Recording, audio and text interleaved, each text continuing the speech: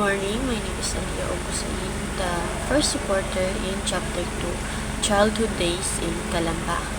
Today's presentation explores the formative year of our hero, Dr. Jose Rizal. Childhood Days in Calamba, a tender childhood, lovely town, rich fount of my felicities. Nangangtulugan ng kanyang pagmamahal sa kanyang bayan at sa kanyang kabataan. A tender childhood, lovely town, rich fount of my felicities. A tender childhood, ito ay nagpapahayag ng pagnanais at pag-aalala para sa kanyang nakaraang taon kung saan siya ay bata pa lamang at walang kamuwang-muwang. Lovely town, ito ay tumutukoy sa kanyang bayan, ang Calamba. Tapos, ang rich fount of my felicities, ito ay tumutukoy sa plenty source ng kanyang happiness and joy. Si Jose Rizal ay tulad din ng mga kabataang Pinoy na may mga magagandang memories sa kanyang kabataan. Puno ng pagmamahal ng kanyang mga magulang at puno ng kagalakan ng pamilya. At sanctified by prayers, in this peaceful, refined and God-loving family, the beauty of Calamba impressed him as a growing child and deeply influenced his mind and character. The happiest period of his life was truly his childhood days in his hometown. Calamba, cradle of a genius. Calamba, a town of a lush rice fields and a tranquil Laguna de Bay, serve as the idyllic birthplace and inspiration for Jose Rizal, the Philippines' national hero. His poem, "An Recuerdo a Mi Pueblo," captures the beauty of his childhood home and its profound influence on his life and genius. Ang Calamba ay isang malawak na palayan at Laguna de Bay na mapayapa at tahimik. Ang Calamba ay hindi lang lugar kung saan ipinanganak si Jose Rizal, kundi ang lugar din kung saan nahubog at nahasa si Rizal. Kung saan na-develop ang kanyang talento at ang kanyang intelligence. Ganon din kung saan niya nagawa ang kanyang poem na An Recuerdo a Mi Pueblo.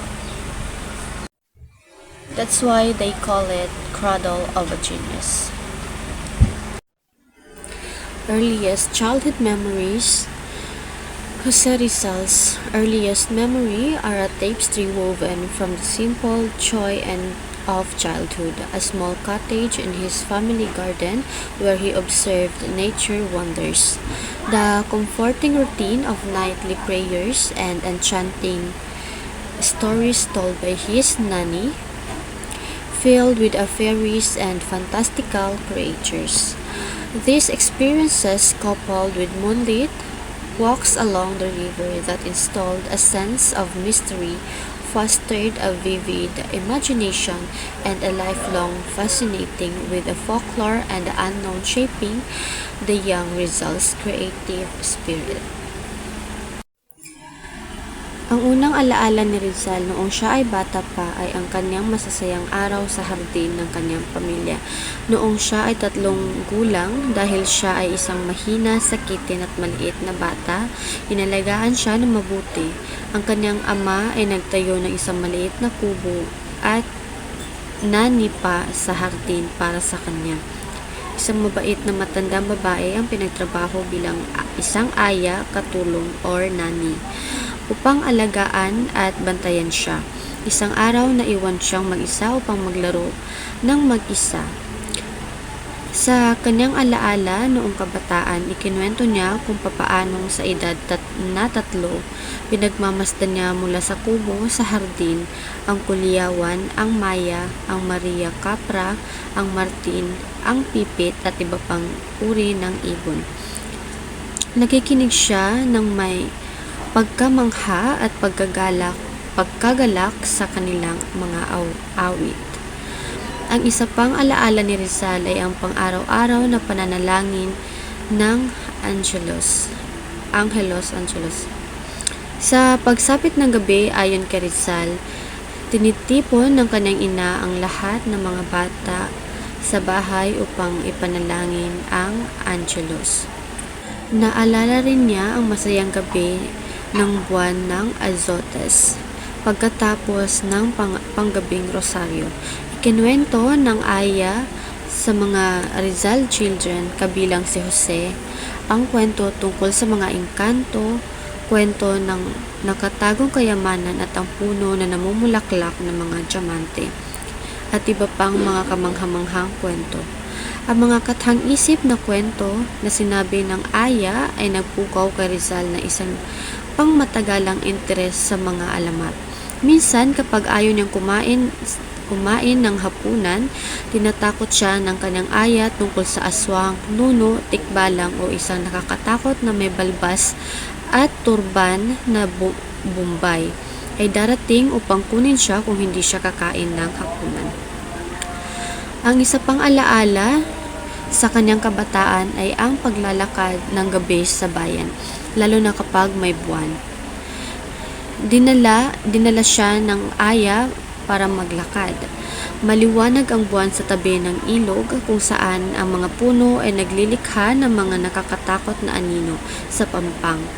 Recounting this childhood experience, Rizal wrote, "Thus my heart fed on somber and melancholy thoughts, so that even while still a child, I already wandered on wings of fantasy in the high region of the unknown." First sorrow. The close-knit Rizal family, known for their love and strong bonds, suffered a devastating loss when Jose's beloved younger sister, Kotcha, died at the tender age of 3. This event marked Jose's first experience with profound grief, forever shaping his understanding of love and loss. Ang mga anak ni Rizal ay nagkakaisa, nagmamahalan at nagdadamayan. Mababait sila dahil tinuruan sila ng kanilang mga magulang ng pagmamahalan, kumilos na maayos sa harapan ng mga nakakatanda, maging tapat at relihiyoso at tumulong sa isa't isa. Tatay ang tawag nila sa kanilang ina at nanay naman sa kanilang ina. Si Jose ay tinatawag na ute ng kanyang mga kapatid at kilala naman siya sa Kalamba bilang Pepe or Pepito. Si Jose ay pinakamalapit sa kanyang nakatatandang kapatid na si Pasiano. Sa pagitan ng dalawang magkapatid ay umusbong ang isang malakas na ugnayan ng pagkakaibigan, mas malakas pa sa karaniwang magkapatid. Mahal na mahal ni Pasiano ang kanyang kababatang kapatid at ipinagmamalaki ang kanyang katalinuhan.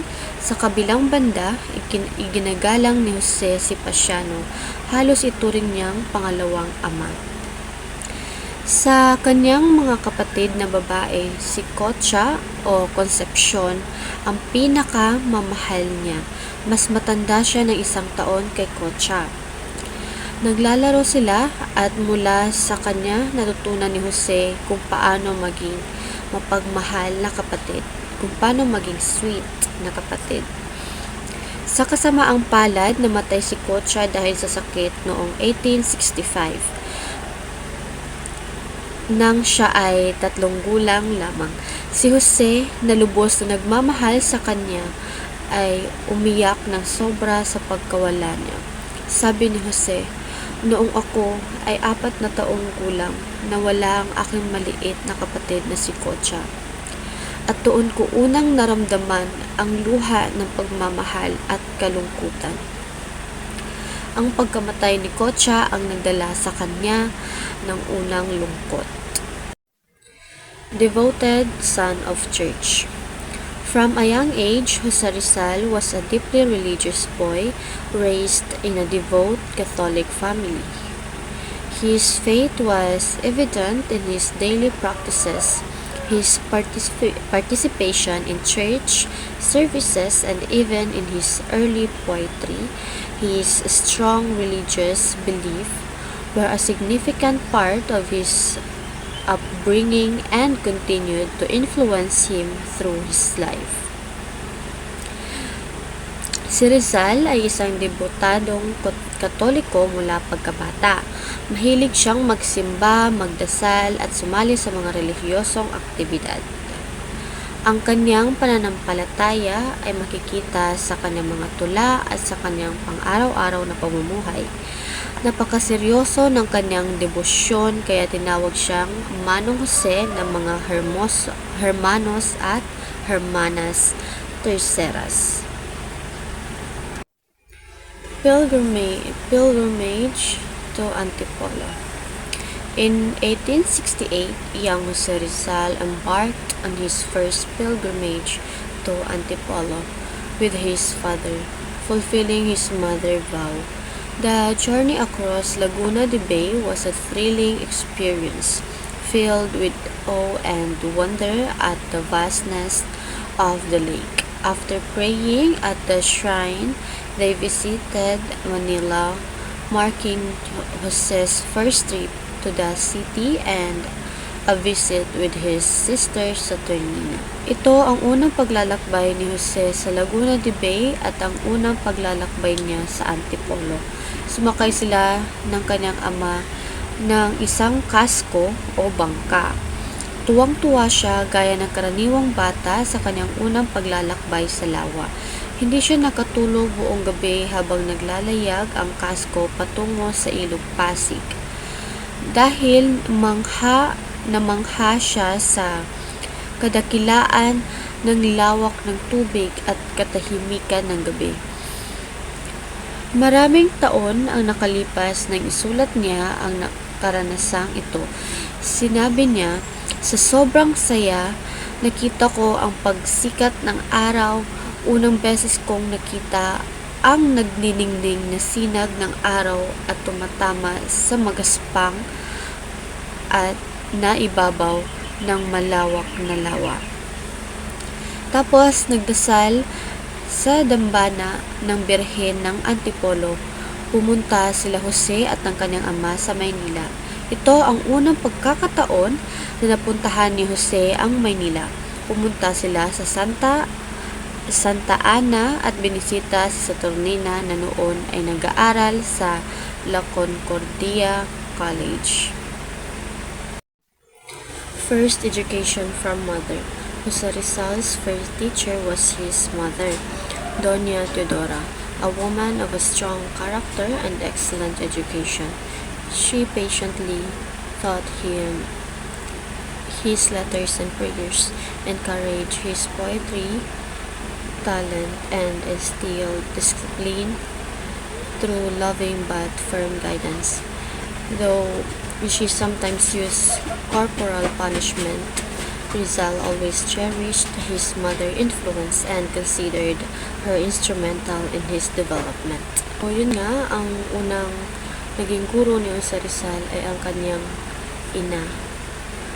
Tapos, nang makita ng kanyang ina na may talento ang kanyang anak sa pagtula, hinikayat niya itong magsulat ng mga tula, binigyan niya ang lahat ng kanyang pagmamahal at lahat ng kanyang natutunan sa kolehiyo. Ngunit kapag nagkakamali siya, pinapalo niya ito ng kanyang tsinelas. Minsan, si Jose, na 5 taong gulang noon, ay tumatangging magsuot ng sinamay na kasima. Dahil magaspang ito at nakakakiliti sa balat. Pinapalo siya dahil sa pagsuway. Matapos ng pagpalo, suot ni Jose ang magaspang na kasima nang walang protesta. Sa ibang pagkakataon, habang nagsisiesta ang mga magulang, naglalaro sina Jose at Josefa sa hardin. Sinindihan ni Jose ang isang posporo na nakakabit sa isang bote ng isang pulbura.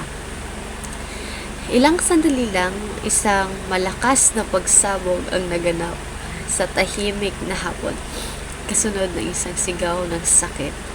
Si Doña Teodora na biglang nagising dahil sa kaguluhan sa hardin. Nakita ang umiiyak na si Josefa na may paso ang mukha. pinalo niya ulit si Jose Rizal. Sa kabila ng pagpalo na ibinigay ni Doña Teodora, mahal na mahal ni Jose ang kanyang ina at nagpapasalamat sa maraming gabay at natutunan niya mula sa kanya. Ilang taon ang makalipas sa paggunita sa kanyang mga alaala sa pagkabata, isinulat niya, tiyak na ang tao ay may utang na loob sa kanyang ina. Next, God. The story of the moth. Young Rizal's mother, Doña Teodora, read him a story about a moth drowned to a flame, a tale that profoundly impacted him. The story about a young moth ignoring a warning of an older, wiser moth and a perishing in a flame resonated deeply with Rizal. He identified with the moth's tragic fate, seeing it as a symbol of a sacrifice for an ideal, a theme that would later reflect his own life path. Isang gabi, habang ang pamilya ni Jose ay natulog na, siya at ang kanyang ina ay nag-aaral ng pagbabasa kung paano magbasa. Tinuruan siya ng kanyang ina gamit ang isang lumang babasahin, ngunit nagalit siya dahil hindi siya makabasa ng maayos. Nung hindi na interesado si Jose sa pagbabasa, nagdesisyon ang kanyang ina na magkwento. So, sinimulan ng kanyang ina na basahin ang pabula ng batang gamu-gamu at ng matanda, The Story of Muth. So, at isinalin ito sa Tagalog. Habang nakikinig, nahulog ang atensyon ni Jose sa mga gamu-gamu na lumilipad sa ilaw.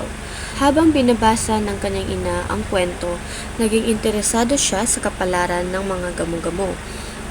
Sa huli, nagbigay ng aral ang kanyang ina na sa uulitin kung hindi magiging masunurin si Jose tulad ng mga batang gamu-gamu, matutulad siya na masusunog.